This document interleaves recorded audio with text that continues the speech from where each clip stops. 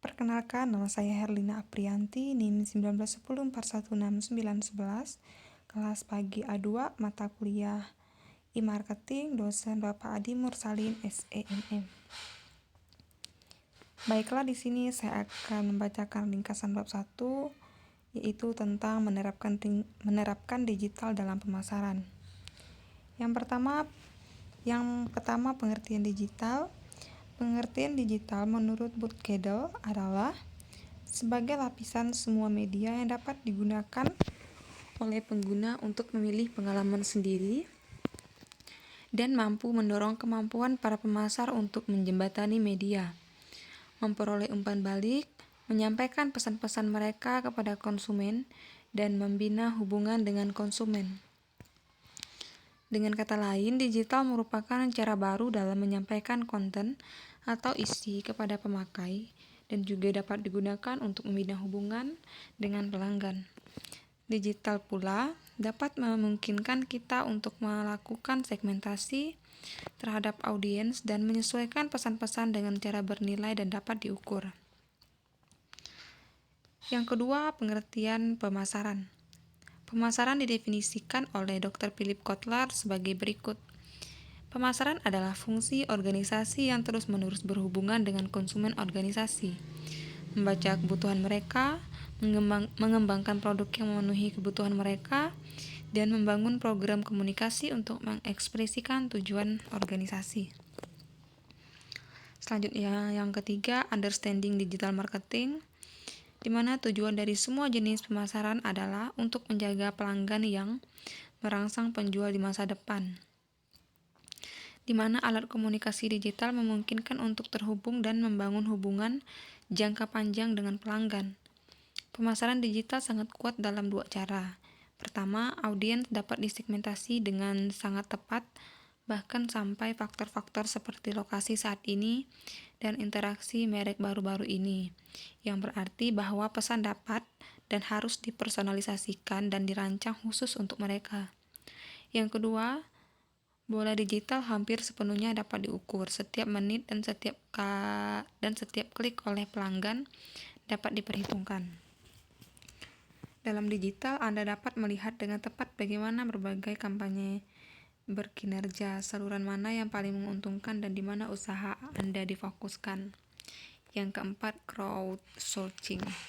Crowdsourcing adalah contoh kuat secara kerja alat digital yang memungkinkan orang mempunyai cara berpikir tertentu. Dalam istilahnya sederhana, crowdsourcing adalah model pemecah masalah yang mengandalkan komunitas aktif untuk menemukan solusi terhadap masalah tersebut. Crowdsourcing sangat bergantung pada alat dan bentuk komunikasi yang dimungkinkan oleh internet. Mengingat bahwa internet dapat menghubungkan orang-orang di seluruh dunia melalui berbagai alat dan teknologi publikasi, informasi dan gagasan di seluruh saluran ini telah menjadi komoditas atau kebutuhan dari dalam mereka sendiri. Dengan menggunakan internet, organisasi yang cerdas dapat memanfaatkan dan memperoleh talenta dan pengetahuan yang lebih luas dari banyak orang, tidak hanya dari sumber dayanya sendiri. Untuk memperoleh dan memanfaatkan sumber daya ini dapat dilakukan dengan satu dari tiga cara berikut. Yang pertama, crowdsourcing. Crowdsourcing adalah sebuah istilah sering digunakan untuk menggambarkan suatu proses dalam mendapatkan pekerjaan ataupun pendanaan dari sekelompok orang dalam jumlah banyak melalui fasilitas online. Konsep yang digunakan untuk menjalankan teknik ini adalah dengan tersedianya orang-orang dalam kelompok besar untuk berpartisipasi menghasilkan konten atau pendanaan. Dari segi namanya, crowd adalah kumpulan manusia yang menjadi sumber daya cukup handal dalam menciptakan sebuah produk maupun juga informasi terbaik. Ide ini tidak baru ditemukan melainkan telah ada sejak 2006 silam, dan pencetusnya pertama kali bernama Jeff Howe yang membayangkan bila orang-orang di luar perusahaan berkontribusi besar pada proyek. Manfaat dari crowdsourcing sendiri adalah untuk marketing bisnis yang sangat handal, di mana hal ini memungkinkan perusahaan-perusahaan untuk meningkatkan kreativitasnya sekaligus sumber daya dari para audiens untuk memasarkan produk atau jasa yang diproduksi secara gratis. Yang selanjutnya, crowdfunding. Crowdfunding atau urun dana atau penggalangan dana adalah proses mengumpulkan sejumlah dana untuk sebuah proyek atau usaha oleh sejumlah besar orang yang biasanya dilakukan secara online. Mengajukan pinjaman kepada bank merupakan cara efektif untuk memperoleh modal bisnis. Tetapi bunga bank yang tinggi membuat pelaku bisnis cekik leher, apalagi jika bisnisnya dijalankan tersendak-sendak dalam melakukan pemasarannya. Untung saja ada crowdfunding, salah satu bentuk pendanaan usaha yang berasal dari beberapa modal. Agar dana yang didapatkan dari crowdfunding lebih optimal, ada 3 hal yang harus dilakukan. Yang pertama, membuat proposal usaha dengan menarik. Yang kedua, mendaftar ke situs crowdfunding. Yang ketiga, mengunggah dan memantau perkembangan proposal usaha.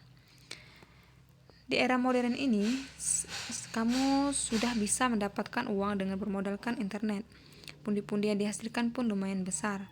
Sebelum kamu mendapatkan uang dari internet, sebaiknya kamu harus mempersiapkan hal-hal berikut. 1. Menyediakan smartphone atau laptop. 2. Memiliki koneksi internet yang cepat. 3. Mempelajari cara mendapatkan uang dari internet. Yang keempat, menyiapkan berbagai akun seperti email dan media sosial. Yang kelima, membuat akun PayPal dengan sejenisnya. Berikut beberapa cara mendapatkan uang dari internet. Yang pertama, mengunduh aplikasi microtasking. Yang kedua, menulis blog atau artikel dengan SEO Search Engine Optimization. Yang ketiga, mengisi survei online. Yang keempat, menjadi reseller domain atau website. Yang kelima, menjadi freelance di berbagai bidang. Selanjutnya, kelima, pemasaran digital. Pada saat yang sama, perhatian orang terfragmentasi oleh banyak saluran media baru dan alat-alat yang tersedia. Di atas media tradisional, kami sekarang memiliki jaring sosial, email, alat web, perangkat seluler, dan lebih banyak lagi yang dapat membuat perhatian terpecah-pecah. Dengan begitu, banyak pilihan terlalu sedikit waktu. Banyak audiens sekarang ini sangat terampil dan mengabaikan pesan-pesan pemasaran. Kunci keberhasilan terletak pada 2 hal, yaitu ide-ide harus luar biasa dan Anda harus menemukan grup khusus yang terobsesi dengan produk Anda. Dan Anda juga harus bersedia mencurahkan sedikit perhatian pada apa yang mereka inginkan. Mereka yang menyukai Anda akan memberitahu teman-teman mereka dan demikian. Mereka telah menyebarkan berita yang baik tentang Anda melalui jaringan digital dan saling terhubung. Yang terakhir, yang keenam, mengelompokkan dan menyesuaikan pesan. Segmentasi adalah proses mengambil satu hal yang umum dan membaginya sesuai dengan pengelompokan atau karakteristik tertentu.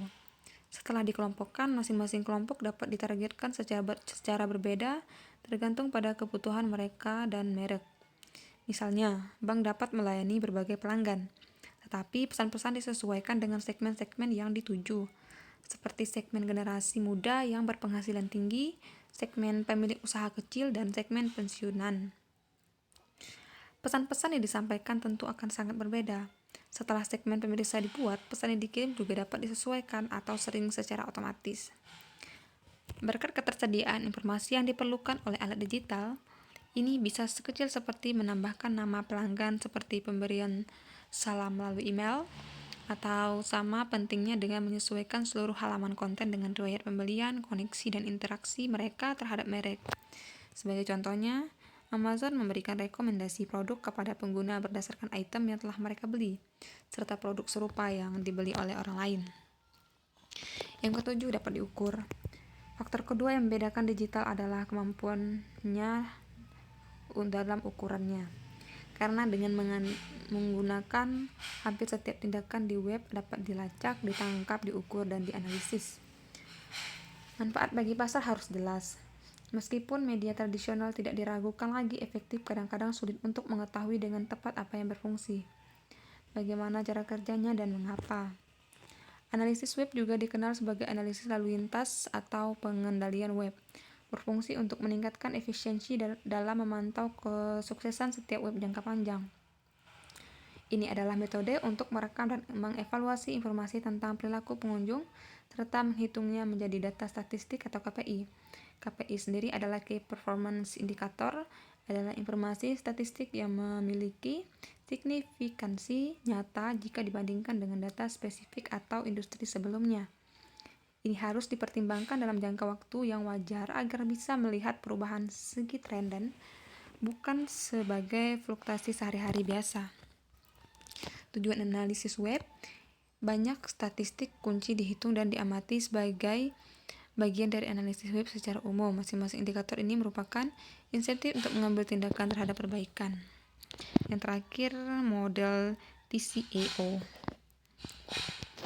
Ada banyak model untuk melakukan pendekatan pemasaran digital, tetapi kami telah menemukan cara yang paling efektif dan mengelompokkannya menjadi 4 disiplin ilmu yang saling terkait. Yang pertama, berpikir, menciptakan, melibatkan, dan mengoptimalkan.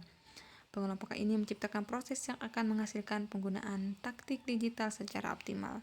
Baiklah, demikian ringkasan bab 1 untuk mata kuliah e-marketing. Akhir kata, saya ucapkan terima kasih.